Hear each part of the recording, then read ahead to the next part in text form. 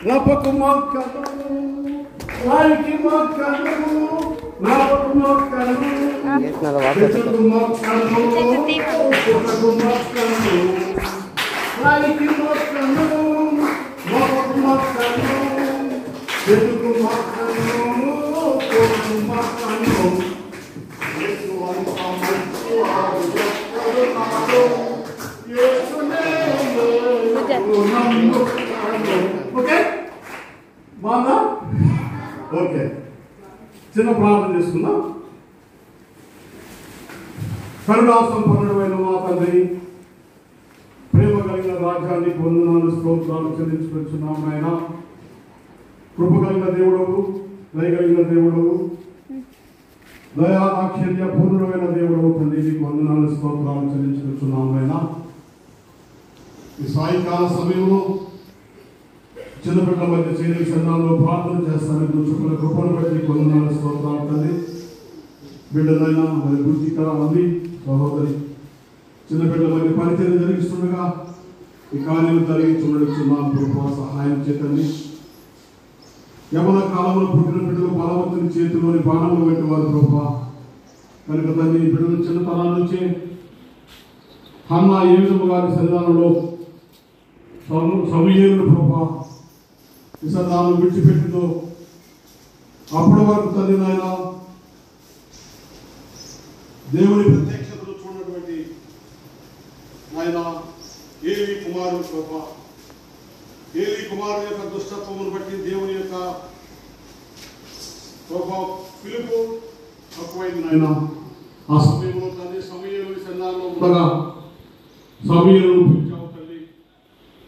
చిన్నతనాల నుంచే కృప సమూయేలు భయభక్తులు కలిగి నాయన గొప్ప ప్రవక్తగా, ఇశ్రాయేలులకు గొప్ప ఒక న్యాయాధిపతిగా, ఇశ్రాయేలుకు రాజును నియమించినటువంటి వ్యక్తిని ఆయన ఒక గొప్ప వ్యక్తిగా చేసుకున్నాం.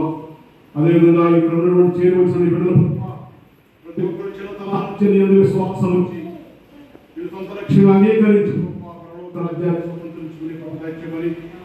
నాయన ఈ సందేశం దీవించి ప్రభావ సందేశం నడిపిస్తున్న సహోదరుడు మంచి జ్ఞానము, బలము, శక్తి దైత్యమని చేరవలసిన బిడ్డపై చిన్న బిడ్డను దీవించమని యేసుక్రీస్తు నామమున ప్రార్థన చేస్తూ వినయమని వేడుకొంచున్నాము తండ్రి. మాది సంతావులే అర్థమైందా?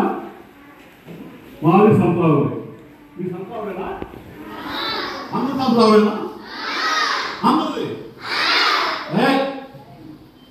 రావురు అంటే కదా, రావురా సంత రావురా. ఓకే, చదువుకున్నారు అందరూ? ఏం చదువుతున్నావు నువ్వు? ఏం చదువుతున్నావు నువ్వే? ఎవరపై నువ్వు చెప్పు. అసలు ఏ ఊరు కాదు ఇది? ఏ ఊరు? సైలెంట్ అయిపోయింది. ఓకే, అందరం మనం సంతరావు. ఓకేనా? Okay, all the best.